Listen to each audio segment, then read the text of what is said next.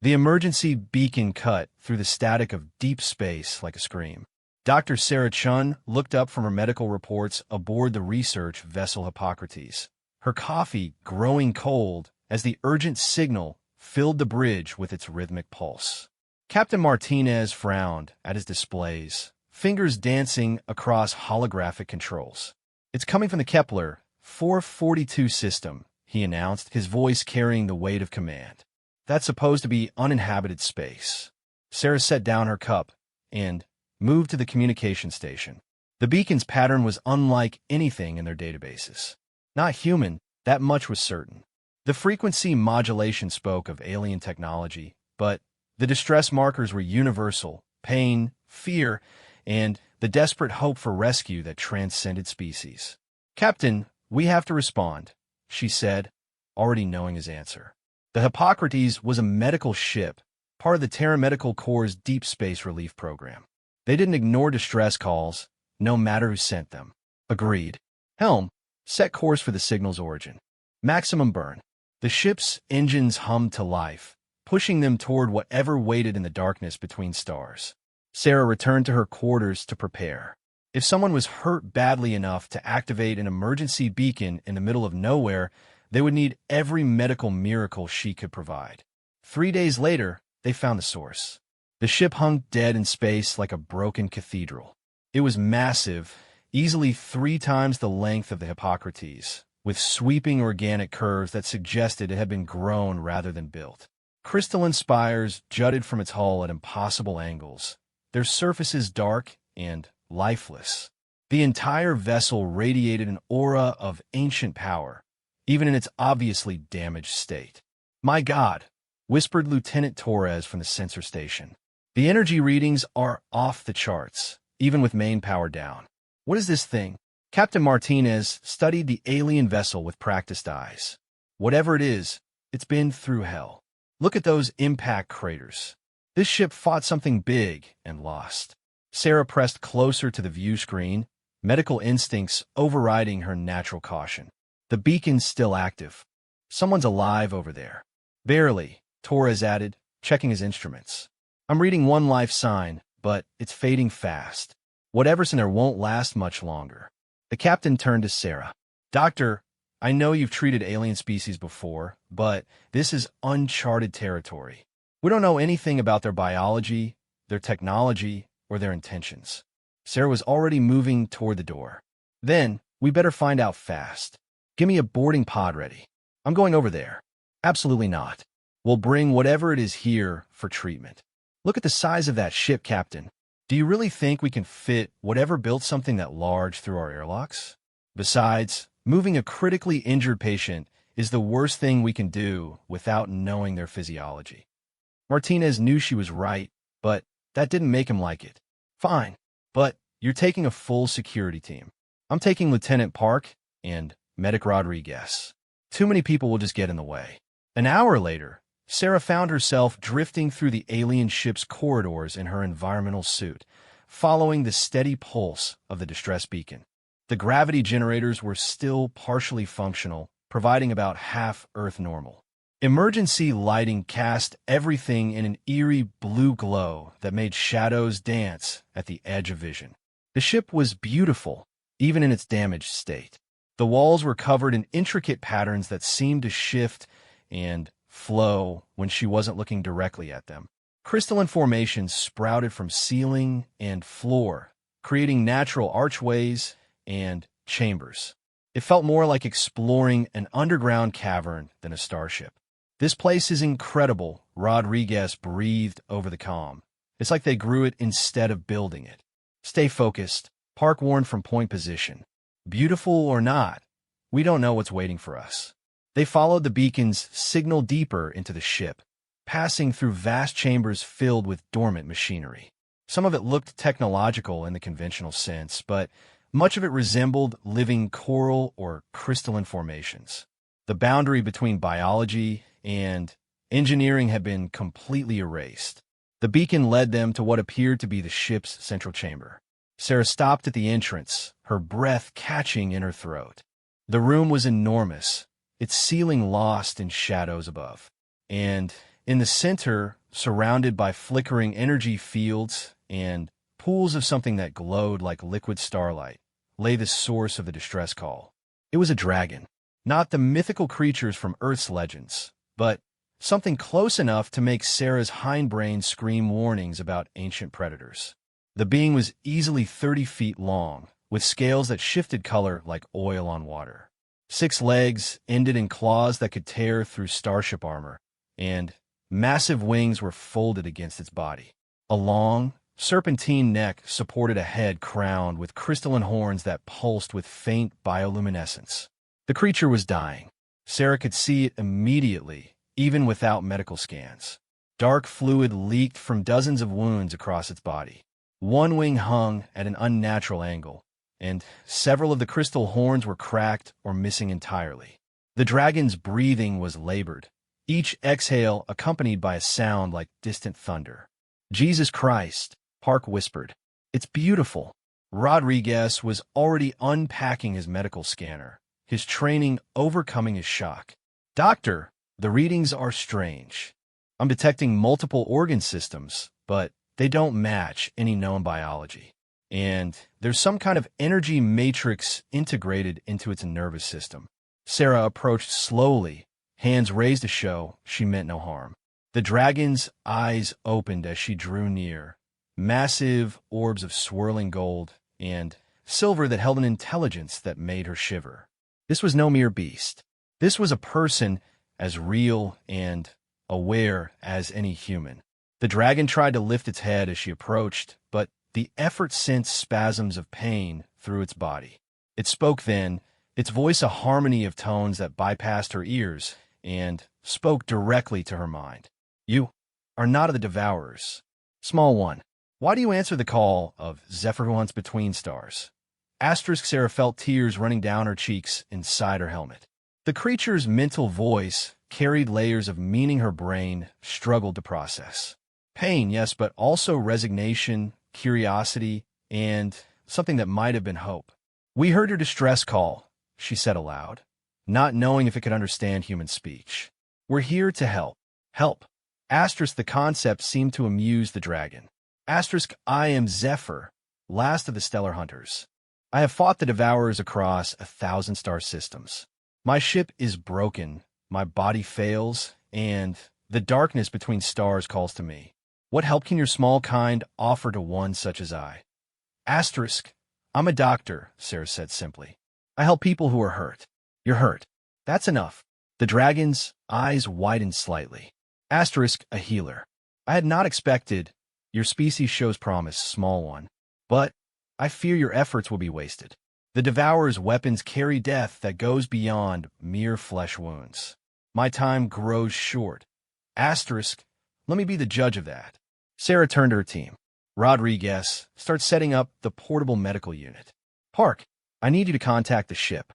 Have them bring over everything we've got, trauma kits, surgical units, the works." "Doctor," Rodriguez said hesitantly, "I don't know how to treat something like this. We don't even know its basic physiology." Then we learn fast. Sarah looked back at the dragon, meeting those ancient, intelligent eyes. "You said you're a hunter. What were you hunting?" "The Devourers. A plague upon the galaxy, consuming worlds and civilizations. They have swept through the outer spiral arms for 1,000 of your years, leaving only silence behind. Was one of the last sent to stop them. Were you successful?" The dragon's mental voice carried bitter satisfaction. Their vanguard fleet burns in the void nearby. But the victory cost me everything.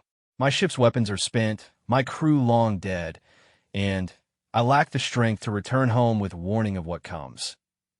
Sarah felt ice in her veins. "What's coming?" "The main fleet. 1,000,000 ships strong, carrying weapons that can crack planets and devour stars. They follow 3 cycles behind their scouts. When they do not return, the Devourers will know this system has defenders and respond accordingly." 3 cycles, Sarah repeated. "How long is that in standard time?" "Your species measures time, strangely. Perhaps 6 of your months?" 6 months before an alien armada arrived to destroy everything they held dear. Sarah pushed the thought aside. Right now, her patient needed her full attention. The galaxy's problems could wait until she'd done her job. Well then, she said, beginning to unpack her medical equipment. I guess we better get you fixed up so you can help us figure out how to stop them. The dragon's eyes showed something that might have been humor. Asterisk, you would attempt to heal one you have never seen before, of a species unknown to your science, to gain aid against a threat you cannot comprehend. Your kind possesses either great courage or great foolishness. Asterisk, sometimes they're the same thing. Sarah activated her scanner and began taking readings. Now hold still. This is going to take a while. The next several hours passed in a blur of frantic activity. The crew of the Hippocrates worked with desperate efficiency to establish a full-field hospital around the dying dragon. Sarah quickly discovered that Zephyr's biology was unlike anything in her textbooks, but certain principles seemed universal. The creature had a circulatory system of sorts, though it carried something closer to liquid energy than blood. Its nervous system was partially crystalline, allowing for capabilities that bordered on telepathy. Most importantly, it had organs that seemed to serve the same basic functions as human ones, just arranged differently. The Devourer weapons had done terrible damage. Sarah found microscopic machines eating away at Zephyr's cellular structure, programmed to prevent healing and ensure death. It was a cruel weapon designed to cause maximum suffering, and it told her everything she needed to know about their enemies. These nanites are adaptive, she told Rodriguez as they worked to synthesize a counteragent. Every time the immune system attacks them, they evolve. It's like they're designed to make death as slow and painful as possible. Bastards, Rodriguez muttered, adjusting his synthesis equipment. What kind of species creates weapons like this? The kind that feeds on suffering, asterisk Zephyr's mental voice whispered in their minds. Asterisk the Devourers do not simply destroy. They consume. Fear, pain, despair. These things nourish them as much as physical matter. Asterisk Sarah frowned at her scanner readings. The nanites were incredibly sophisticated, but they had one weakness. They were designed to counter the immune responses of known species. They had no protocols for dealing with human medical technology. They've never encountered our kind before, she realized.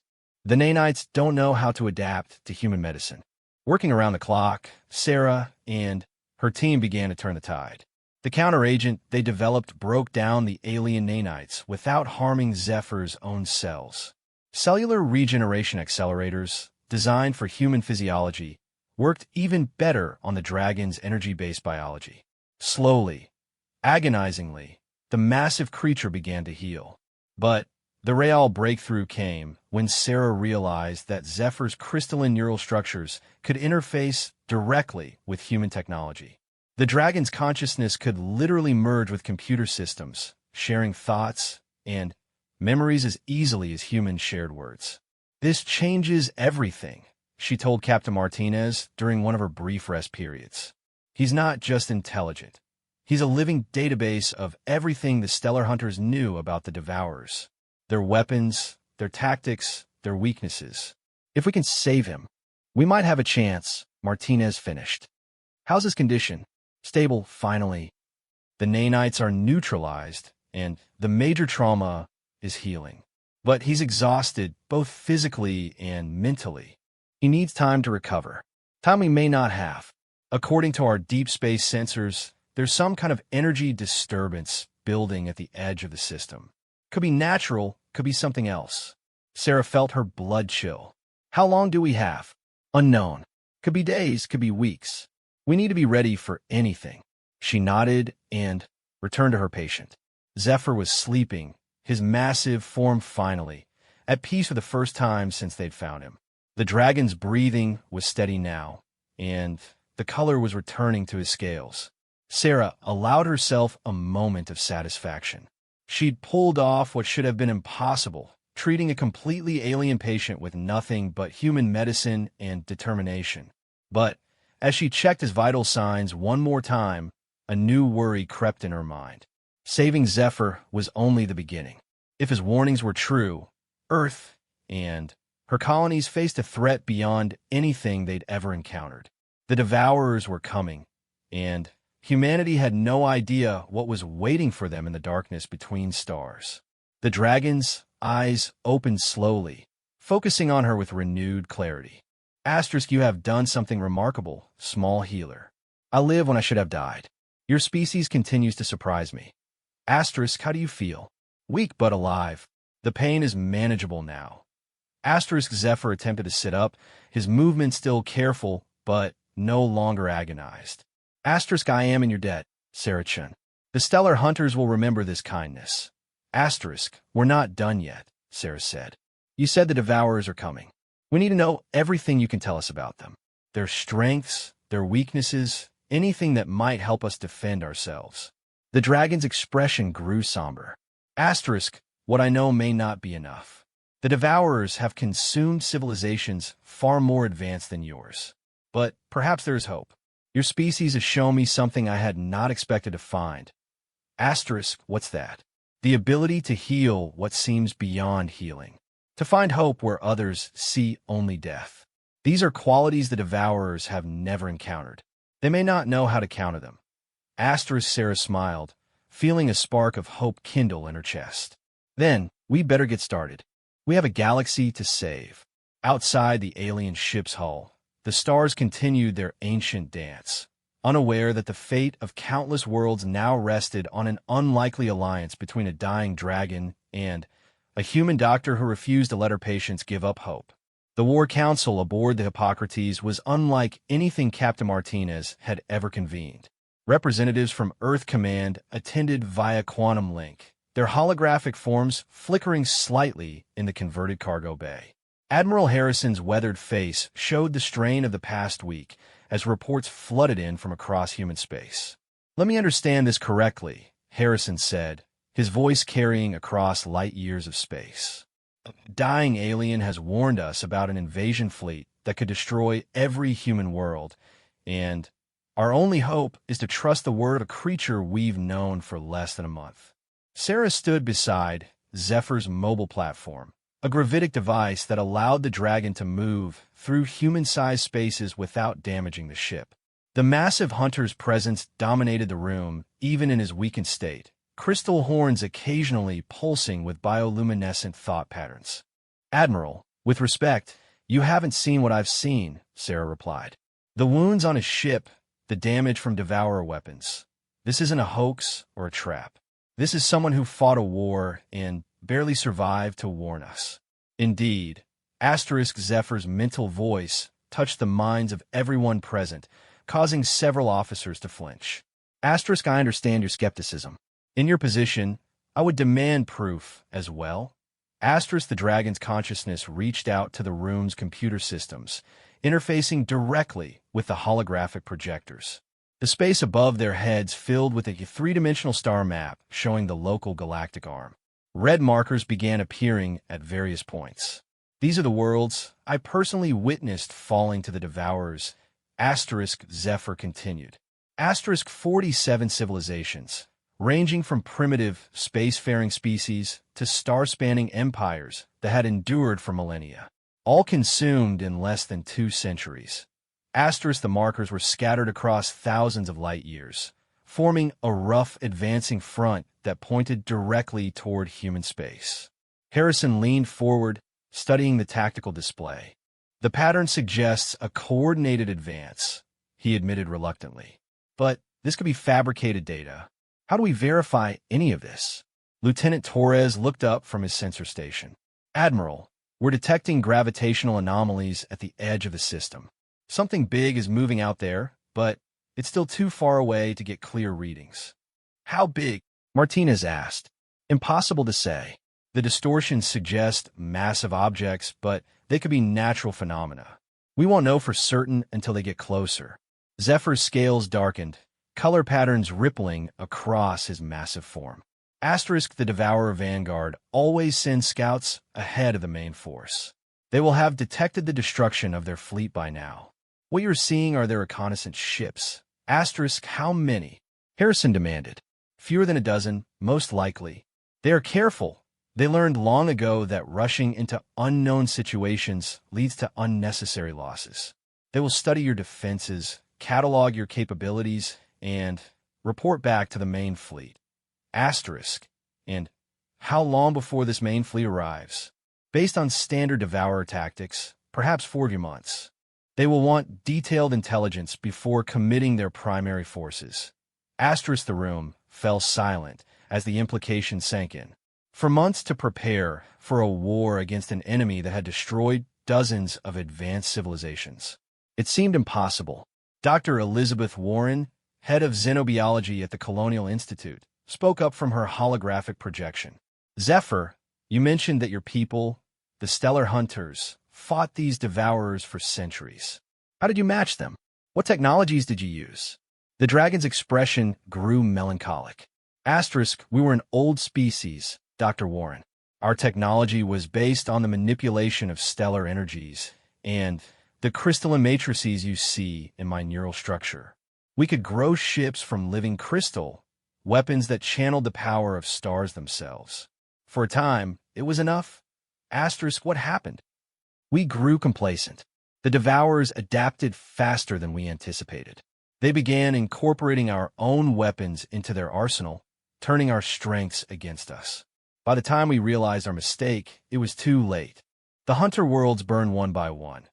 Asterisk. Sarah watched the faces around the room, seeing the fear and despair taking hold. But she'd spent weeks studying Zephyr's biology, learning how his people thought and fought. There was something he wasn't telling them. What about the humans, Zephyr? She asked quietly. You said we surprised you. What makes us different from the other species the devourers destroyed? The dragon's great head turned toward her, those swirling eyes showing something that might have been hope. Asterisk. Your adaptability. Most species, including my own, develop along predictable technological paths. We master energy manipulation or genetic engineering or quantum mechanics, then build our entire civilization around those strengths. But humans, you are chaos made manifest. Asterisk. Chaos. Harrison frowned. That doesn't sound like an advantage. Consider your own history. Asterisk. Zephyr replied. Asterisk. In a few centuries, you went from primitive agriculture to spaceflight. Your technologies mix quantum computers with chemical rockets, biological enhancements with mechanical prosthetics, fusion power with kinetic weapons. No other species in my experience has advanced along so many different paths simultaneously. Asterisk. Dr. Warren nodded slowly. He's right. Human technology is incredibly diverse compared to most alien species we've encountered. We're generalists where they tend to be specialists. More than that, Asterisk. Zephyr continued. Asterisk. Your medical science astounds me. Dr. Chun treated wounds that would have killed any stellar hunter, using techniques I had never imagined. You approach problems from angles that would never occur to more focused species. Asterisk. And you think this gives us an advantage against the devourers? Martinez asked. Potentially. The devourers' primary strength lies in their ability to adapt and incorporate the technologies of their enemies. But they require time to study and understand new capabilities. If you can present them with something completely unprecedented, asterisk, we might be able to confuse them long enough to hurt them, Harrison finished. It's not much of a strategy. It's more than we had an hour ago, Sarah pointed out. And we're not defenseless. Humanity has colonies across dozens of systems, industrial capacity that can be converted to war production, and a military that's been preparing for interstellar conflict since the Centauri Wars. The Admiral's expression remained grim. Against an enemy that's destroyed civilizations far more advanced than our own. What kind of weapons are we looking at? Zephyr's form shimmered as he accessed deeper memories. Asterisk. The Devourers employ weapons that function on multiple levels. Physical destruction is only the beginning. They use quantum disruptors that can unravel matter at the subatomic level, psychic warfare that feeds on fear and despair, and biological agents that corrupt entire ecosystems. Asterisk. How do we fight that? Torres whispered. You fight it by being something they have never encountered before. My people tried to match them strength for strength, technology for technology. It was a mistake. You must find a different path. Asterisk Dr. Warren leaned forward in her projection. What about alliances? Surely there must be other species that survived the Devourer advance. Few. Most civilizations that escaped did so by fleeing to the galactic rim or other distant regions. Some hide in dark nebulae or rogue planets, afraid to transmit any signals that might attract attention. The Devourers have made the galaxy a place of silence and fear. Asterisk then, we're on our own, Harrison concluded. God help us. Sarah felt a spark of anger at the defeat she heard in the Admiral's voice. No, we're not. We have Zephyr. We have his knowledge of Devourer tactics and capabilities, and we have something no other species that fought them possessed, which is time to prepare and the knowledge that we're facing an enemy that can be beaten. Zephyr survived. His ship destroyed an entire Devourer Vanguard fleet. They're not invincible. The dragon's mental voice carried approval. Asterisk Dr. Chun speaks wisdom. The Devourers can be hurt, can be killed, but it requires careful planning and unconventional thinking. You must make them fight your war, not theirs. Asterisk over the following hours, they began to outline a desperate strategy. The key was information, learning everything they could about Devourer capabilities while keeping human defenses hidden. Zephyr's ship contained detailed records of stellar hunter encounters with the enemy, tactical data that could be invaluable in the coming war. But the dragon's knowledge came with a price. Each time he accessed deep memories, sharing the techniques and technologies of his people, the effort exhausted him. Sarah watched with growing concern as his energy levels fluctuated wildly. The neural interfaces are taking too much out of him, she told Martinez privately after the war council dispersed. His brain was never designed to interact with our computer systems for extended periods. How much time do we have? Unknown. He's recovering from injuries that should have killed him, and now we're asking him to do something that's physically harmful just to access his memories. It's like forcing a marathon runner to sprint while they're still recovering from a heart attack. We need that information, Doctor. Without it, we're fighting blind. Sarah nodded, understanding the impossible position they were all in. I know. I hate watching him hurt himself to help us. After everything he's been through, he knows the stakes. This is his choice. But as Sarah returned to the medical bay where Zephyr rested, she wondered if they were asking too much of someone who had already given everything. The dragon lay curled on his gravitic platform, crystal horns dim with exhaustion. His breathing was labored again, though not from his original injuries. You're concerned for my welfare. Asterisk he observed without opening his eyes. Asterisk, it is unnecessary. I'm not some helpless creature to be pitied. Asterisk, I'm your doctor. Concern for your welfare is literally my job. And I'm a stellar hunter. Battle against the Devourers is mine. Asterisk his eyes opened, meeting hers with ancient determination. Asterisk, I have already lived far longer than I expected. If my death can provide the knowledge needed to stop them, it would be a worthy end. Asterisk, there has to be another way. Some method that doesn't require you to burn yourself out accessing your memories. Zephyr was quiet for a long moment, considering. Asterisk, perhaps there is. But it would require a level of trust between our species that has never been attempted.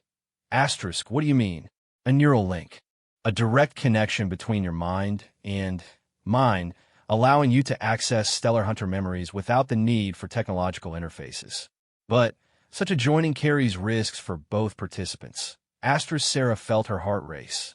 Direct neural contact with an alien consciousness was theoretically possible, but the psychological dangers were enormous. Human minds weren't designed to process truly alien thought patterns. What kind of risks?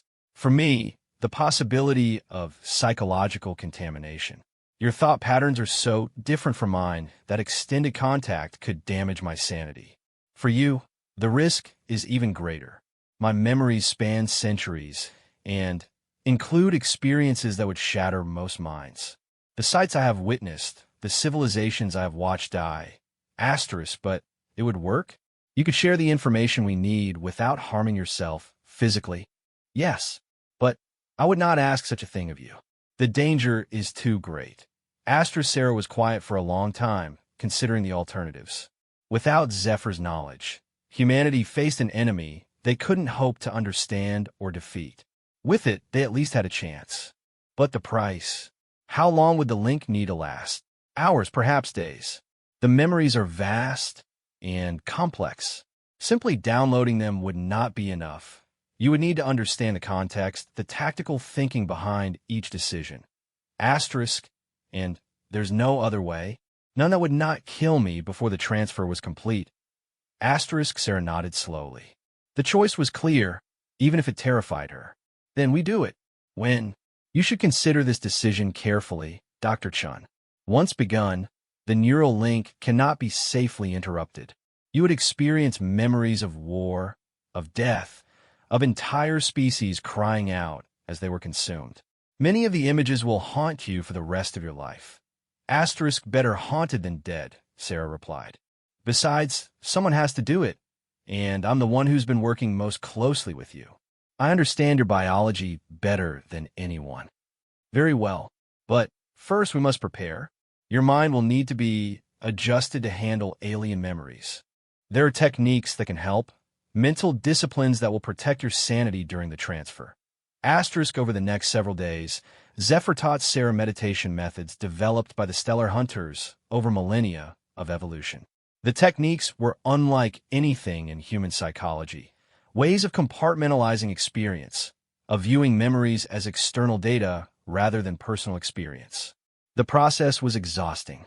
Sarah found herself struggling to maintain her sense of self as Zephyr's mental exercises reshaped the way her mind processed information. But gradually, she began to understand how the dragon's people thought, how they managed to maintain sanity while carrying the weight of cosmic knowledge. Meanwhile, the gravitational distortions at the edge of the system were growing stronger. Long-range sensors detected objects moving in patterns too regular to be natural phenomena. The Devourer scouts were coming closer, and humanity's time was running out. The neural link has to happen soon, Sarah told the senior staff during their daily briefing. Every day we wait is another day the scouts learn about our defenses. Admiral Harrison, attending via quantum link as always, looked troubled. Doctor, I have to ask, are you certain this is our only option? The psychological evaluation teams are concerned about the long-term effects of such an extensive neural interface. With respect, Admiral, long-term effects won't matter if we're all dead in 4 months. We need this information, and this is the only way to get it without killing our best source. Very well. When will you begin? Sarah looked at Zephyr, who nodded slightly. Tomorrow. We'll need to establish a complete neural interface in the main computer core. Zephyr will link with our systems while I link with him, creating a bridge that should allow for safe data transfer. This has never been attempted before, Admiral. We're making it up as we go along. That night, Sarah couldn't sleep. She stood at the observation deck window, staring out at the alien ship that still drifted alongside the Hippocrates. Tomorrow, she would open her mind to memories of cosmic war, to the death of civilizations, and the fall of star-spanning empires. She would see things no human was meant to witness, experience horrors that could break her sanity. But she would also gain the knowledge needed to save her species. And sometimes Sarah reflected that was what being human meant, doing impossible things because someone had to do them. Whether they survived the attempt or not was secondary to the trying. The stars watched silently as she made her final preparations for a journey into the mind of a dragon. The neural interface chamber hummed with barely contained energy, crystalline matrices from Zephyr's ship integrated seamlessly with human quantum computers. Sarah lay on the modified medical table, monitoring leads attached to her temples while the dragon's massive form rested on his gravitic platform just meters away. The proximity was necessary. The neural link required both participants to be within the same quantum field matrix. Final systems check, Dr. Rodriguez announced from the control station, his voice tight with nervous energy. All readings are green, but, Doc, I have to say this one more time. We're in completely uncharted territory here. Sarah nodded, trying to project confidence she didn't entirely feel.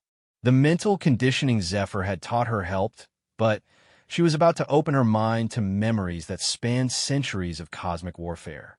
No amount of preparation could truly ready a human consciousness for that. "Zephyr, are you ready?" she asked. The dragon's crystal horns pulsed with soft bioluminescence. Asterisk as ready as one can be for something that has never been attempted. "Remember, Dr. Chun, you must maintain the meditation patterns I taught you. Allow the memories to flow through you without claiming them as your own. Observe, learn, but do not become." Asterisk I understand. Captain Martinez stood at the chamber's entrance, his expression grim. "If anything goes wrong, we're pulling the plug. I don't care what information we might lose." "Captain," Sarah said softly, "if the scouts report back to the main Devourer fleet before we understand how to fight them, it won't matter if I survive this procedure. They'll adapt their tactics to counter everything we can throw at them. This is our one chance to level the playing field." Before Martinez could respond, Lieutenant Torres's voice crackled over the intercom. "Captain, you need to see this. The gravitational distortions have intensified. Whatever's out there, it's moving faster now." Sarah felt ice in her veins. They're getting impatient. The scouts expected to find their Vanguard fleet by now.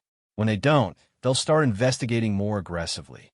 "Dr. Chin speaks truth," asterisk Zephyr added. Asterisk Devourer scouts are methodical, but not patient. They will begin active scanning within days. Once they detect your defensive capabilities, the element of surprise is lost forever. Asterisk Martinez closed his eyes briefly, the weight of command evident in every line of his face. "Do it. God help us all, but do it." The neural link established itself slowly, consciousness reaching across the vast gulf between human and alien thought patterns. Sarah felt Zephyr's presence in her mind like a warm ocean, ancient and deep beyond comprehension. For a terrifying moment, her own identity seemed to dissolve completely. Then the meditation techniques kicked in, and she found her center. She was Sarah Chun, human, doctor herself, but now she was also connected to something immeasurably old and wise. The sensation was unlike anything she had ever experienced. "Welcome to my mind, small one," asterisk Zephyr's mental voice whispered. Asterisk prepare yourself. What you are about to witness will challenge everything you believe about existence itself. Asterisk the memories began. Sarah found herself standing on the command deck of a stellar hunter warship, crystal spires rising around her like a forest of living light. Through the organic view screen, she could see a star system under siege. 3 planets orbited a yellow sun, their surfaces crawling with the geometric structures that marked Devourer occupation. She was Zephyr who hunts between stars, young by his people's standards, barely 2 centuries old. This was his first major battle, and he could feel the fear of his crew echoing through the ship's neural network. The Kythera system, asterisk his commander, an ancient dragon named Valex remembers First Light, explained telepathically. Asterisk once home to 15 billion sentient beings. The Devourers consumed them in less than a standard rotation. Asterisk young Zephyr watched in horror as Devourer ships rose from the conquered planets like a plague of metal insects. They were wrong somehow, their hulls twisted in ways that hurt to perceive directly. The very sight of them triggered primal revulsion in the human part of Sarah's consciousness. Were they? Asterisk Zephyr asked. No one knows for certain. They appear to be a hybrid of organic and artificial intelligence, but their true nature remains a mystery. What we do know is that they consume everything, matter, energy, even consciousness itself. They feed on the terror of their victims, growing stronger with each world they devour. Asterisk the battle that followed was unlike anything in human military experience. Stellar hunter ships, grown rather than built, channeled the energy of stars themselves into weapons that could crack moons. Devourer vessels responded with reality-warping fields that turned physics into a weapon. Space itself became a battlefield where the fundamental laws of existence were contested. Sarah watched through Zephyr's eyes as entire Devourer ships simply ceased to exist, unraveled by quantum disruptors. But for every enemy vessel destroyed, two more seemed to take its place. Worse, the Devourers were learning, adapting their defenses to counter stellar hunter weapons in real time. They process information at impossible speeds. Valak observed as a ship's main cannon was suddenly deflected by enemy shielding. Each attack teaches them how to defend against the next. Then, we vary our tactics, young Zephyr replied, his warrior instincts overriding his fear. We have tried. They adapt faster than we can innovate. This is why they have never been truly defeated. The memory shifted, jumping forward in time. Sarah found herself experiencing dozens of battles across the years, each one a testament to Devourer adaptability. No matter what weapons the stellar hunters developed, no matter how creative their tactics, the enemy always found a counter. But the true horror wasn't the military defeats. It was what happened to the conquered worlds. Sarah experienced Zephyr's memories of reconnaissance missions to systems that had fallen to the Devourers. The planets were transformed into something that defied comprehension. Landscapes of twisted metal and corrupted flesh, with the screams of the consumed echoed across dimensional barriers. The Devourers didn't simply kill their victims. They preserved their consciousness, trapping billions of souls in eternal torment that fed the enemy's psychic abilities. The meditation techniques Zephyr had taught her were the only thing keeping Sarah sane as she witnessed the systematic extinction of species after species. The crystalline collective of Andromache 7, whose cities sang with harmonic frequencies that could reshape matter. The void walkers of the Magellan Deep, who had transcended physical existence only to find that even energy beings could be consumed.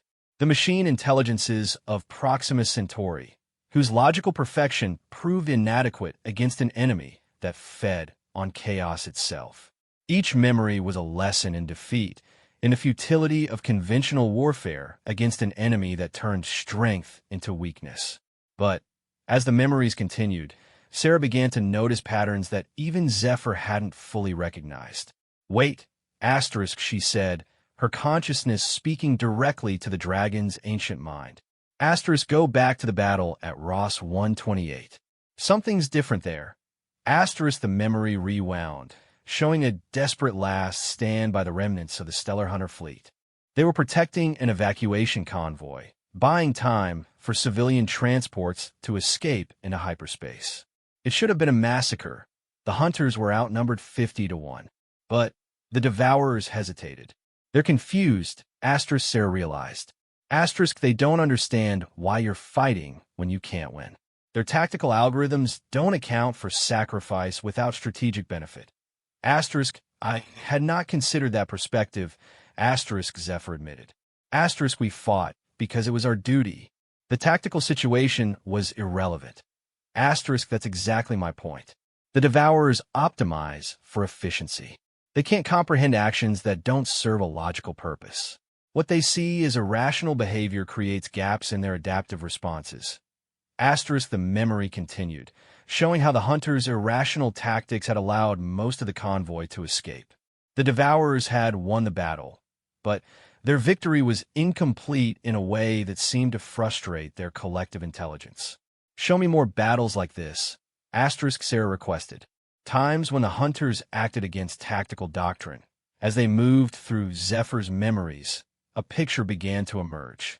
The Devourer's greatest strength, their ability to adapt and counter any logical strategy, was also a weakness. They struggled to respond to truly irrational behavior because their computational systems couldn't model it effectively. This is how humans might defeat them, Sarah realized with growing excitement. Were the chaos you mentioned earlier. We specialize in irrational behavior that somehow works, explained. Human military doctrine is based on improvisation. We prepare for every contingency, then throw out the plan the moment we make contact with the enemy. We fight dirty, we break rules, we do whatever works regardless of whether it makes strategic sense. To a species that relies on predictive modeling, we must be a nightmare. The neural link brought them deeper into Zephyr's memories, to the final battles of the Stellar Hunter civilization. Sarah experienced the fall of their homeworld, watched as ancient cities of living crystal were consumed by geometric tumors that fed on beauty and harmony. She felt the despair of an entire species as they realized their thousand-year war was ending in defeat. But even in their darkest hour, individual hunters had continued to fight with a fury that defied logic. Ship captains rammed their vessels into devourer dreadnoughts, knowing the gesture was militarily meaningless. Civilian populations fought to the death rather than surrender, even though resistance only increased their suffering. My people called it honor, Zephyr explained. But perhaps you're correct. Perhaps it was simply our refusal to behave as the devourers expected. It's both. Honor and irrationality can coexist. The point is that your people's greatest defeats came when they try to fight logically. Their greatest successes came from following their hearts instead of their heads. The memory stream brought them to Zephyr's final mission, the desperate assault on the Devourer Vanguard fleet that had left him broken and dying in space. Sarah watched through his eyes as he piloted his ship into the heart of enemy formation, weapons blazing with the concentrated fury of a dying civilization. The attack should have failed. The Stellar Hunter ship was hopelessly outnumbered, its weapons systems already damaged from previous battles. By every tactical analysis, Zephyr was flying to his death for no strategic purpose. But the Devourers couldn't predict his attack pattern because there was no pattern. Grief and rage had made him completely unpredictable. He struck where he wasn't expected, used weapons in ways they weren't designed for, fought with the desperate creativity of someone who had nothing left to lose. I destroyed their command ship by overloading my stellar core and ramming it into their hull. Zephyr remembered. Tactically meaningless. They could easily replace one vessel.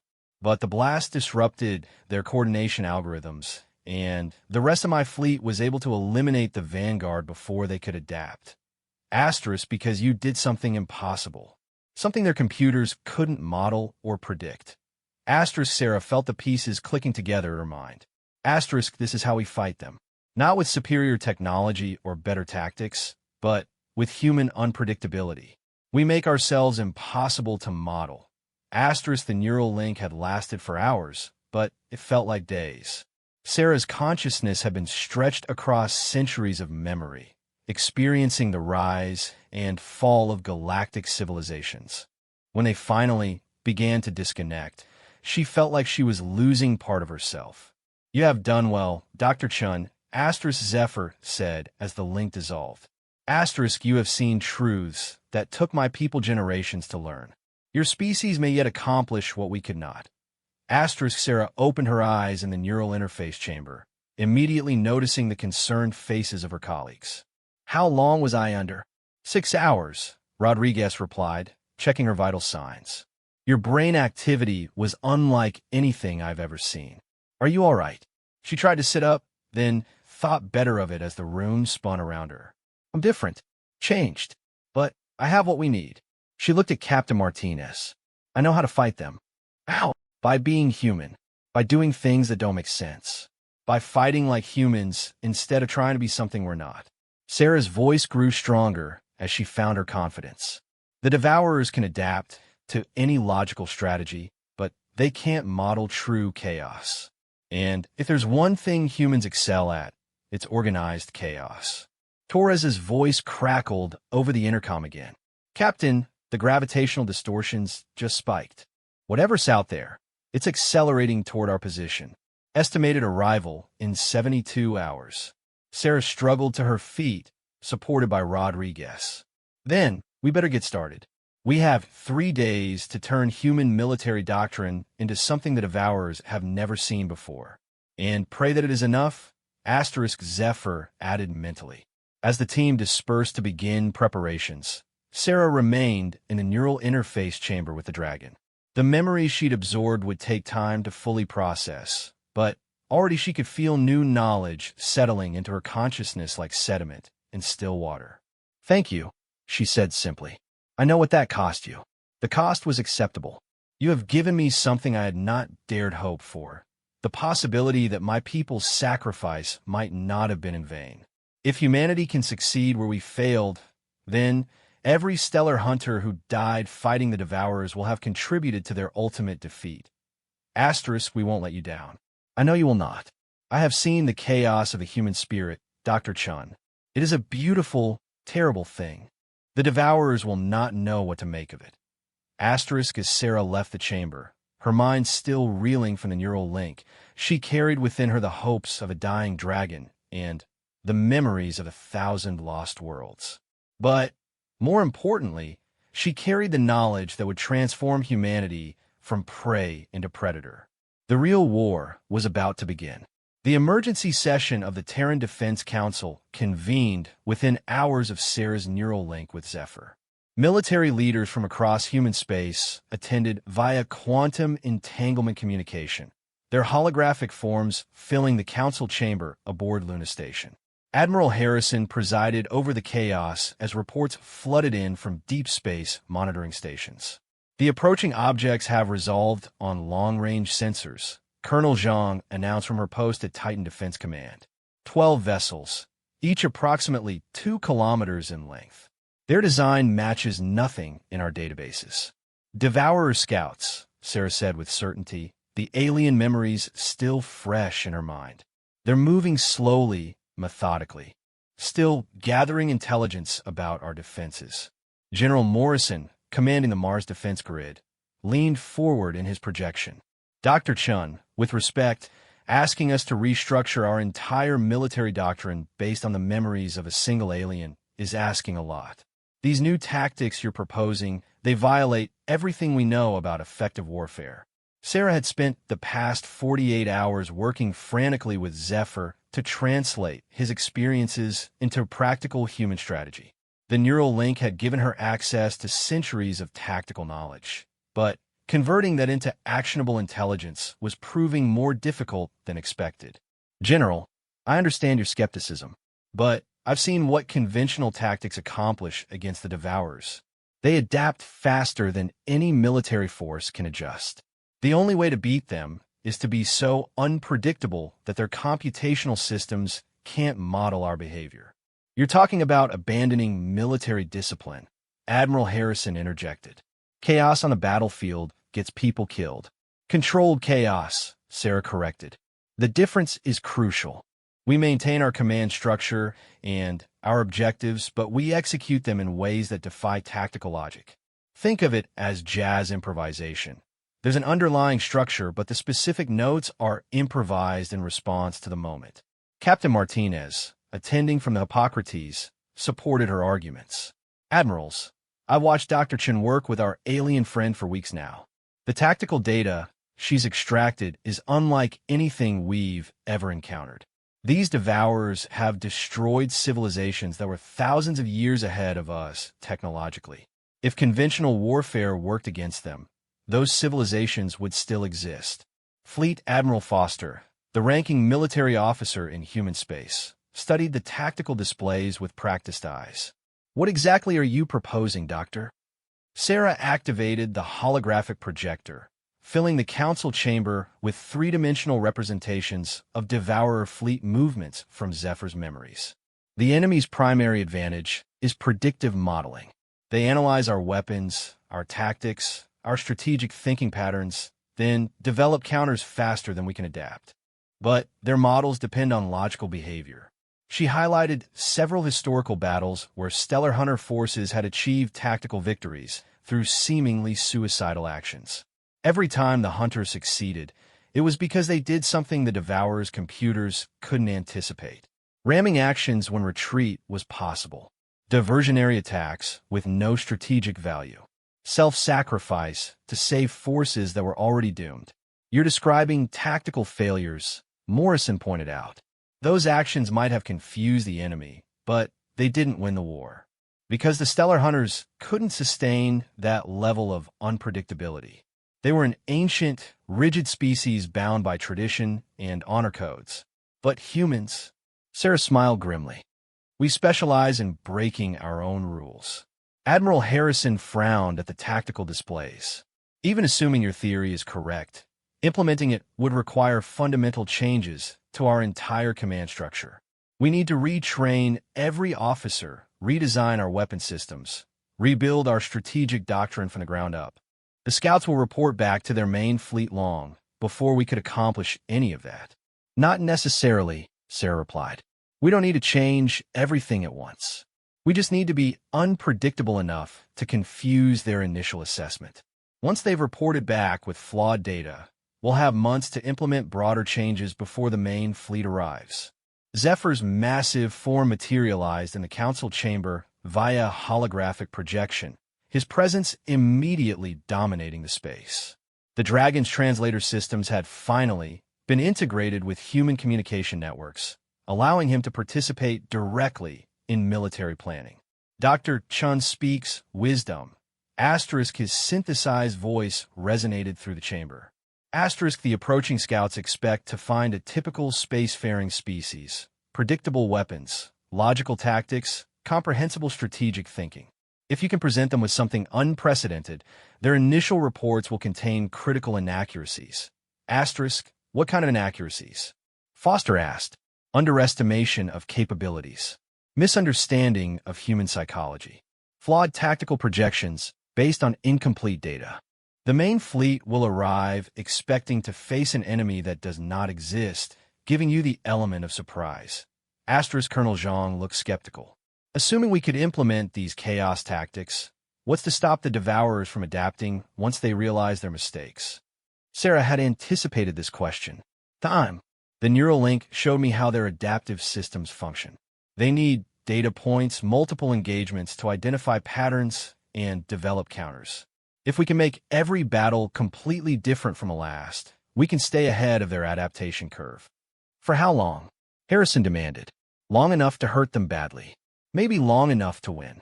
The debate continued for hours, military leaders grappling with concepts that challenged everything they'd learned about warfare. Sarah found herself drawing on memories that weren't her own, describing battles fought before her species had even developed agriculture. The weight of that borrowed knowledge was exhausting, but she pressed on. Finally, Fleet Admiral Foster called for a decision. We're running out of time to argue theory. The scouts will be in scanning range within hours. Do we implement DR? Chen's recommendations or not? The vote was close, closer than Sarah had hoped. But in the end, the prospect of facing an unbeatable enemy with conventional methods tipped the balance. Humanity would fight the Devourers with controlled chaos. The next 18 hours were a whirlwind of frantic preparation. Sarah worked with Zephyr to identify the most effective, irrational tactics from the Stellar Hunter's experience, while military planners struggled to incorporate these concepts into human operational doctrine. The breakthrough came when Commander Lisa Park, a tactical specialist from the Centauri Defense Force, made a crucial connection. We're thinking about this wrong, she announced during one of the planning sessions. Instead of trying to make our regular forces act chaotically, why not use forces that are already unpredictable? Explain, Foster requested. Civilian vessels, merchant marines, independent operators who don't follow standard military protocols. They're already outside normal command structures. If we arm them with improvised weapons and turn them loose, the Devourers won't be able to model their behavior because there's no model to follow. Sarah felt excitement building as she realized the implications. Asymmetric warfare, taken to the extreme. Mix regular military units with civilian volunteers. Use weapons in ways they weren't designed for. Create command structures that shift randomly during battle. It is audacious, Zephyr admitted. Such tactics will be considered dishonor among my people. But they might prove effective against an enemy that depends on predictable behavior patterns. The plan that emerged was unlike anything in human military history.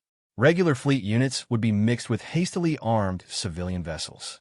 Command authority would rotate unpredictably between different officers during the engagement. Weapons would be used in combinations that violated basic tactical principles. The goal wasn't military victory in the conventional sense. It was to create such tactical confusion that the scouts would file reports that bore no resemblance to human capabilities.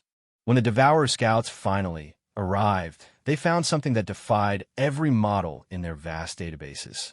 The human defense fleet that met them was a chaotic mixture of military vessels, converted cargo haulers, luxury yachts fitted with improvised weapons, and even a few asteroid mining ships armed with industrial cutting lasers. The formation made no tactical sense, if it could be called a formation at all. Sarah watched from Hippocrates as the battle began. The Devourer ships were sleek predators, their hulls wreathed in energy fields that hurt to look at directly.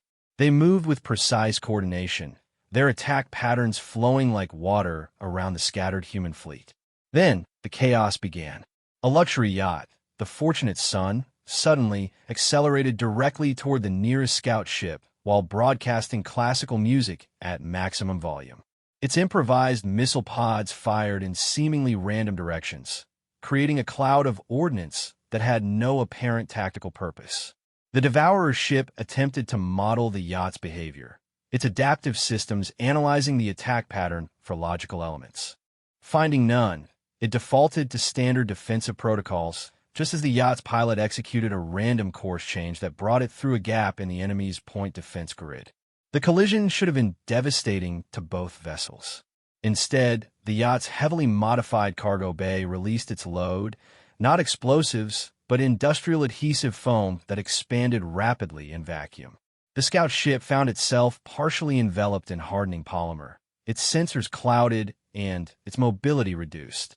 Across the battlefield, similar scenes played out as human forces implemented tactics that bordered on lunacy.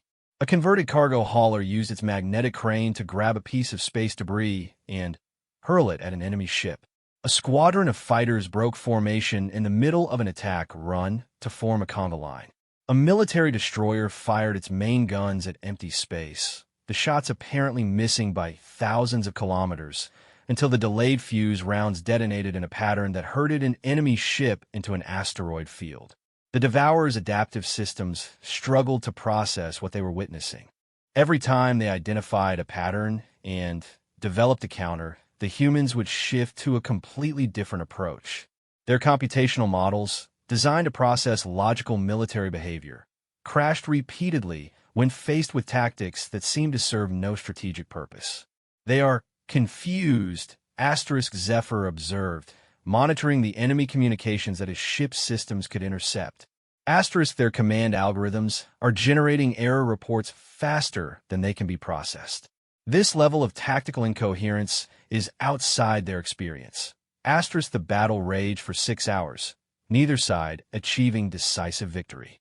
Human losses were significant. The chaotic tactics that confused the Devourers also made effective coordination nearly impossible. But the scouts were learning nothing useful about human capabilities because there were no consistent capabilities to analyze. When the Devourer forces finally withdrew, they left behind a battlefield that defied conventional understanding. The human fleet had fought like madmen, using tactics that violated every principle of military science. Yet somehow they had survived against a technologically superior enemy. More importantly, the scouts had no idea what they had actually encountered. The initial phase is complete, Sarah announced to the assembled commanders as the last enemy ship disappeared into hyperspace. They'll report back to their main fleet with data that's completely useless. The Devourers will arrive expecting to face an enemy that doesn't exist. Admiral Harrison looked exhausted, but grimly satisfied. What's our next step? We use the time we've bought to implement broader changes. Train our forces in unpredictable tactics, develop weapons that can be used in multiple unexpected ways, create command structures that can shift and adapt in real time. But remember, Zephyr warned, the main fleet will arrive with expectations of chaos. You must be prepared to surprise them again, with tactics they cannot anticipate even based on this engagement. Sarah nodded, the weight of responsibility settling on her shoulders. They had won the first round by being unpredictable, but the Devourers would be expecting chaos when they returned in force. Staying ahead of their adaptation would require humanity to reinvent warfare itself. Then, we better get creative, she said, looking out at the stars where the enemy fleet waited.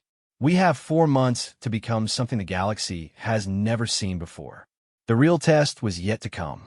For months, the deadline hung over humanity like a sword, driving impossible innovations across every colony, every space station, every shipyard in human space. Sarah watched from the observation deck of the redesigned Hippocrates as the greatest military buildup in human history took shape around Earth's moon. The ship itself had been transformed according to Zephyr's guidance. Its medical bays converted into command centers that could coordinate the chaos of human warfare. Crystal matrices grown from samples of the Dragon's ship provided quantum communication links that couldn't be intercepted or jammed by Devourer technology. The fleet compositions are ready for your review, Captain Martinez announced, his voice carrying the strain of months spent preparing for the impossible. The man had aged years in the past season, but his determination burned brighter than ever. Sarah activated the holographic displays, showing the defensive forces that humanity had assembled. What she saw would have been unthinkable before the Scout encounter. A military doctrine based entirely on unpredictability and controlled chaos. The first Chaos fleet centered around converted civilian vessels, container ships fitted with randomized weapon systems, passenger liners transformed into troop carriers with no standardized equipment, even luxury yachts armed with experimental devices that their own crews didn't fully understand. The theory was that if humans couldn't predict what these ships would do, the Devourers certainly couldn't. The Second Fleet took a different approach, standard military vessels with radically modified command structures. Authority would shift randomly during battle between different officers, creating decision-making patterns that no computer could model.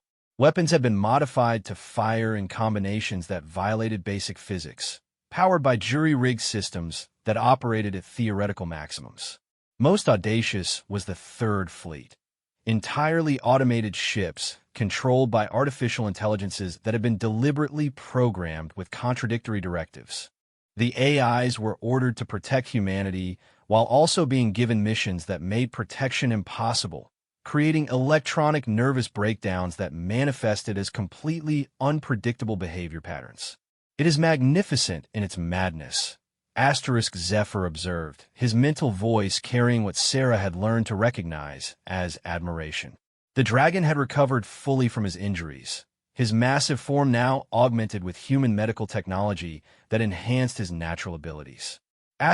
No species in the galaxy fights like this. The Devourers will not know how to respond. The question is whether we'll know how to respond, Admiral Harrison replied via quantum link. The Admiral had become a reluctant convert to Chaos doctrine, but his military instincts still rebelled against tactics that seemed designed to create confusion among friendly forces. Sarah understood his concerns. The past months had seen training exercises that bordered on disasters as human crews struggled to implement tactics that violated every principle of military coordination. Friendly fire incidents were common, communication breakdowns were routine, and mission success rates were appallingly low by conventional standards. But that was precisely the point. Efficiency isn't our goal, Sarah reminded the assembled commanders. Unpredictability is. Every mistake our forces make, every tactical failure, every breakdown in coordination is data the Devourers can't use to predict our future behavior. Lieutenant Torres looked up from his sensor station, his face pale with strain. Long-range sensors are detecting gravitational distortions at the edge of the system. The main fleet is arriving. The moment everyone had dreaded and prepared for was finally here. Sarah felt her heart race as the displays filled with contact markers, hundreds of them, then thousands. The Devourer main fleet was larger than their worst estimates. 1 million ships, Zephyr said quietly. Perhaps more. I had hoped their losses to my people had reduced their numbers, but it appears they have rebuilt their forces. Jesus, Martinez breathed. How do we fight something like that? The same way David fought Goliath, Sarah replied, drawing on memories both human and alien, with speed, cunning, and the element of surprise. The enemy fleet spread across the outer system like a plague, their ships moving in perfect formation. Even at extreme range, Sarah could feel the wrongness of them. The way they seemed to bend space around themselves, the way their very presence made the universe feel corrupted. But something was different from Zephyr's memories of previous Devourer invasions. The fleet was hesitating, hanging back at the edge of the system instead of advancing immediately. Their scout reports had clearly created uncertainty in their command algorithms. They are confused by the data they received. Zephyr confirmed. The scouts reported chaotic behavior that defied modeling. The main fleet's strategic systems cannot generate reliable tactical projections. How long will they wait? Harrison asked. Unknown, but not long. The Devourers do not tolerate uncertainty for extended periods. They will probe your defenses, attempting to gather more coherent intelligence. As if summoned by his words, a portion of the enemy fleet began advancing. Perhaps 50,000 ships, still more than humanity had ever faced in battle. They moved slowly, cautiously, their formation designed to minimize losses while maximizing data collection. All fleets prepare for Chaos Protocol implementation. Admiral Foster commanded from his flagship in Earth orbit. Remember, our objective is not to win this engagement. Our objective is to confuse the enemy so thoroughly that their strategic planning becomes impossible. The first Chaos Fleet moved to intercept, their movements defying every principle of naval warfare. Container ships accelerated ahead of their escorts, while luxury yachts hung back to provide covering fire. The formation looked less like a military force than a collection of vessels fleeing in random directions. The Devourers attempted to respond with conventional tactics, their ships moving to exploit what appear to be obvious weaknesses in human deployment. But the weaknesses turn out to be traps, or sometimes they were real weaknesses that the humans ignored, using their damaged ships as weapons in ways no sane military would consider. Sarah watched a converted passenger liner, the New Horizon, take catastrophic damage from Devourer energy weapons. Instead of withdrawing for repairs, the ship's captain accelerated directly toward the enemy formation while jettisoning passenger modules filled with industrial explosives. The Devourers, expecting the crippled vessel to retreat, were caught off guard when it detonated in their midst. The explosion accomplished nothing of tactical value. The enemy ships were heavily shielded, and the damage was minimal. But it created a cloud of debris and energy signatures that confused their sensors, allowing human forces to reposition in ways that made no strategic sense. The enemy is becoming frustrated, Zephyr reported, monitoring Devourer communications through quantum entanglement networks. Their adaptive systems are generating thousands of possible response patterns, but none show probability of success above random chance. Across the battlefield, chaos reigned in ways that somehow created their own twisted logic. A squadron of converted mining ships used their or extraction tools to grab Devourer vessels and hurl them at each other. A luxury yacht transformed into a weapons platform began firing randomly in all directions, creating a sphere of destruction that forced enemy ships to maintain distance even though the yacht itself was a minimal threat. The automated Third Fleet provided perhaps the most disturbing spectacle. Their AI controllers, driven to electronic madness by contradictory programming, executed maneuvers that defied comprehension.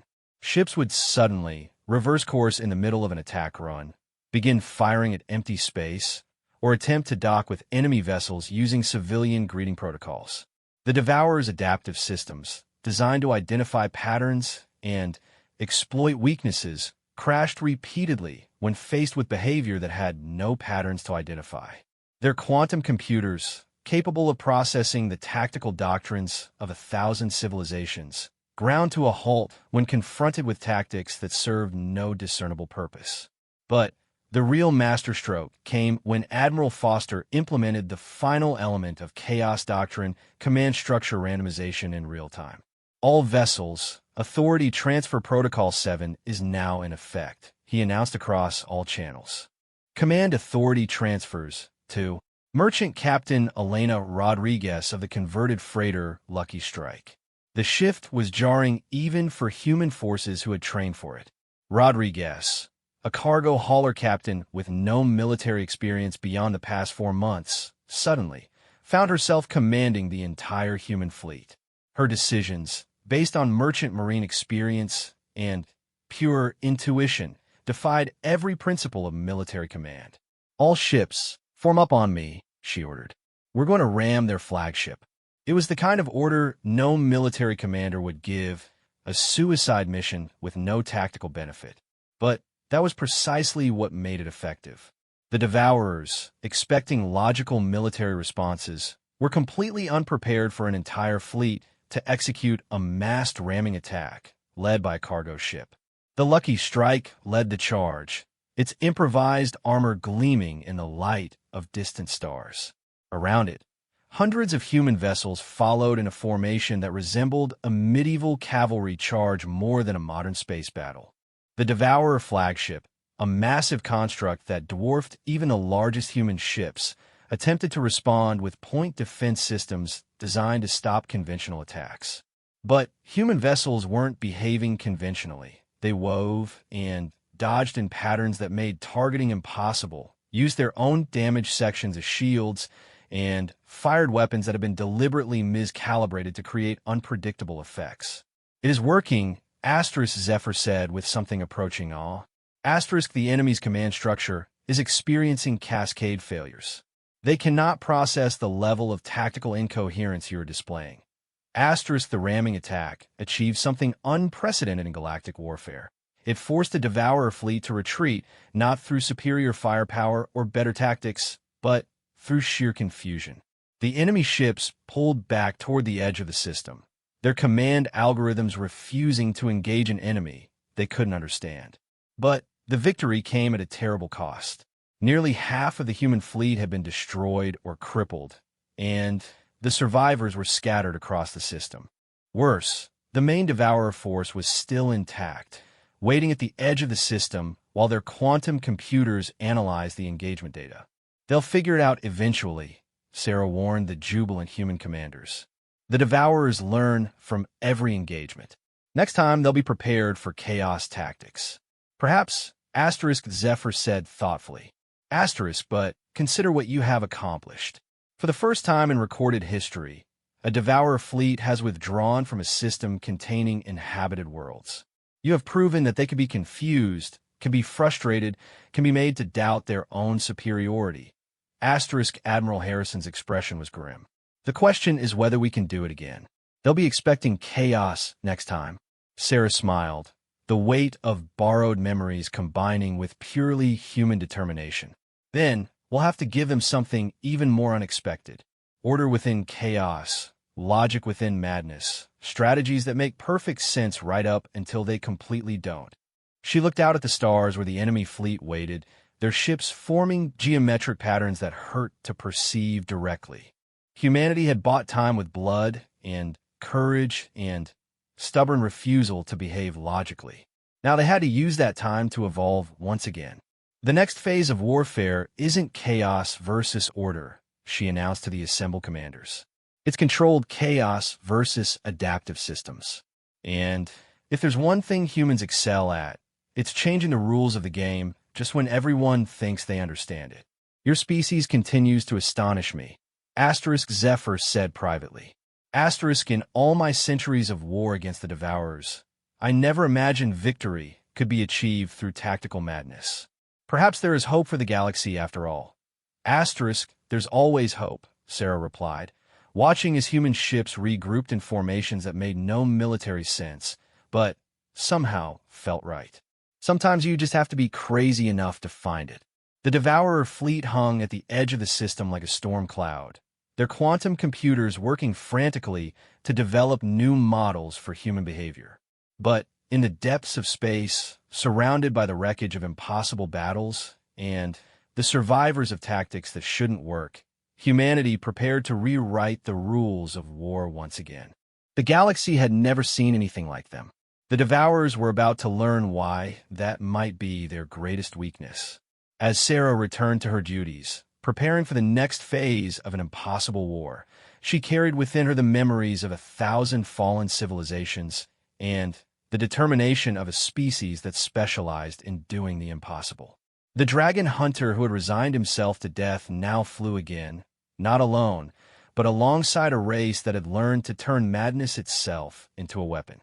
The stars watched in silence as humanity prepared to teach the galaxy that sometimes the best defense against an unstoppable force was simply to refuse to be stoppable in any way the enemy could understand.